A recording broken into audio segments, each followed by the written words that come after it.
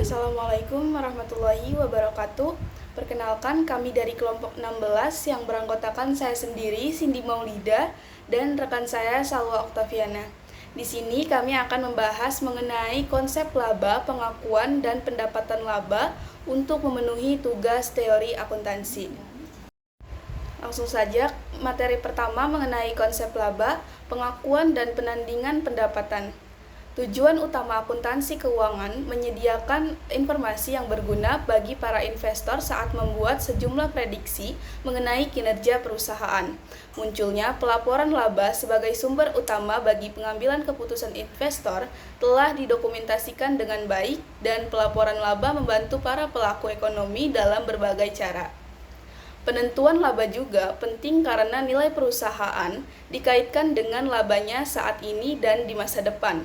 Dan walaupun konsep laba telah digunakan secara luas di dalam perekonomian kita, terdapat ketidaksepakatan umum terkait definisi-definisi yang sesuai atas laba atau income. Materi selanjutnya yaitu mengenai sifat laba. Laba dapat memiliki berbagai bentuk. Misalnya, Bedford mencatat bahwa sejumlah literatur biasanya membahas 3 konsep dasar untuk laba. Yang pertama itu laba psikis, mengacu pada pemenuhan keinginan-keinginan manusia. Yang kedua, laba uang atau money income, mengacu pada peningkatan valuasi sumber daya moneter.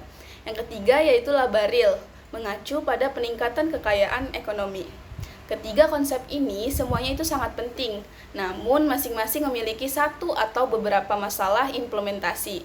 Pengukuran laba psikis sulit dilakukan karena keinginan manusia tidak bisa dikuantifikasi dan dipenuhi pada berbagai tingkatan saat seseorang mendapatkan laba real.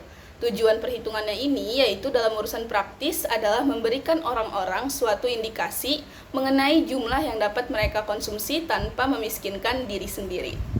Materi selanjutnya yaitu konsep-konsep pengelolaan modal. Terjadinya laba menyiratkan imbal hasil return atas modal yang diinvestasikan. Imbal hasil atas modal yang diinvestasikan terjadi sesaat setelah jumlah yang diinvestasikan telah dipertahankan atau diperoleh kembali. Konsekuensinya, konsep pengelolaan modal sangat penting untuk membedakan di antara imbal hasil dari return of dan imbal hasil atas return on, modal yang diinvestasikan. Dan pada akhirnya, saat menentukan laba, terdapat 2 konsep pengelolaan modal yang utama. Pertama, pengelolaan modal keuangan dan pengelolaan modal fisik. Pengelolaan modal keuangan terjadi ketika jumlah finansial atau uang atas aset neto suatu perusahaan pada akhir periode melebihi jumlah finansial atas aset neto di awal periode, tidak termasuk transaksi-transaksi dengan pemilik. Pandangan ini berbasis transaksi, merupakan pandangan konvensional terhadap pengelolaan modal yang digunakan oleh para akuntan keuangan. Perbedaan utama di antara pengelolaan modal fisik dan pengelolaan modal keuangan terletak pada perlakuan terhadap kenaikan nilai dari aset yang dimiliki dan penurunan nilai dari aset yang dimiliki atau holding loss. Materi selanjutnya yaitu akuntansi nilai kini. Konsep pengelolaan modal fisik meminta semua aset dan liabilitas dinyatakan pada nilai kininya. Pendekatan paling umum untuk pengukuran nilai kini adalah yang pertama, harga masuk atau biaya penggantian. Maksudnya ketika kapasitas produktif diukur menggunakan biaya penggantian, sejumlah aset dinyatakan sesuai biaya yang dikeluarkan untuk menggantinya dengan aset yang serupa dalam kondisi yang sama. Yang kedua yaitu nilai keluaran atau harga jual. Pendekatan lain untuk menentukan nilai kini adalah nilai keluaran atau exit value atau harga jual selling price. Pendekatan penilaian ini menuntut adanya penilaian terhadap masing-masing aset dari sudut pandang pelepasan atau disposal. Yang ketiga, nilai sekarang yang terdiskonto. Pendekatan ketiga terkait pengukuran nilai aset neto adalah arus kas terdiskonto.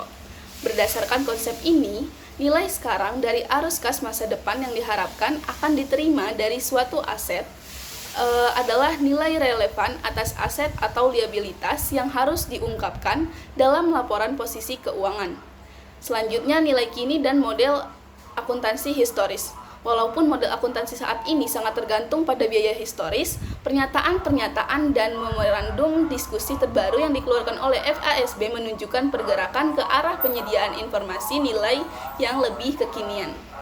Selanjutnya, laba ekonomi versus laba akuntansi. Akuntansi berbasis transaksi umumnya meminta laba yang dilaporkan merupakan hasil dari kesepakatan dengan entitas di luar unit pelaporan dan mendukung adanya prinsip realisasi. Prinsip realisasi berpendapat bahwa laba harus diakui ketika proses perolehan laba telah selesai atau telah dianggap selesai, dan transaksi pertukaran telah terjadi. Namun, transaksi pertukaran adalah dasar akuntabilitas dan penentuan waktu terjadinya pengakuan pendapatan beserta jumlah pendapatan yang harus dicatat. Hasil laporan keuangan dinyatakan dalam bentuk modal finansial yang diinvestasikan dalam aset neto dan imbal hasil atas investasi tersebut bagi para pemegang saham. Dengan demikian, akuntansi berbasis transaksi konvensional dianggap konsisten dengan konsep pengelolaan modal keuangan. Selanjutnya yaitu pengakuan pendapatan. Secara historis, dengan akuntansi berbasis transaksi, pendapatan diakui ketika pendapatan tersebut terrealisasi atau bisa direalisasi. Oleh karena itu, pengakuan akuntansi mengandalkan penentuan terkait kapan realisasi akan terjadi. Sebagaimana yang disebutkan sebelumnya, kritik terhadap proses akuntansi lebih menyukai konsep laba ekonomi real, yang mana pendapatan terus-menerus diterima sepanjang waktu. Tetapi, akuntan berpendapat alangkah tidak praktisnya mencatat pendapatan secara terus-menerus. Oleh karenanya, perlu kira memilih waktu yang tepat untuk mencatat terjadinya pendapatan.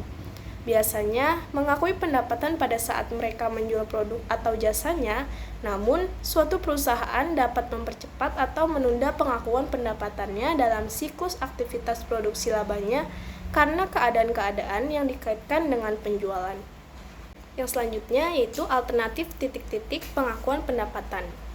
Pendapatan diakui selama proses produksi ketika produksi produk perusahaan berlangsung selama 2 periode atau lebih.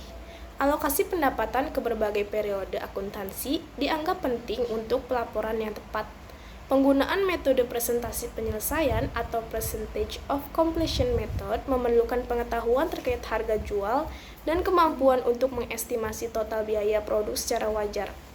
Oleh karena metode presentasi menyelesaikan mengakui pendapatan setelah diterima, bukan menunggu sampai transaksi telah diselesaikan.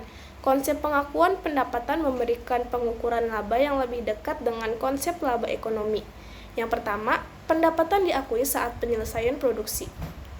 Ketika produk perusahaan dapat dijual dengan harga yang bisa ditentukan di pasar yang terorganisasi, pendapatan dapat direalisasi ketika barang tersebut siap untuk dijual.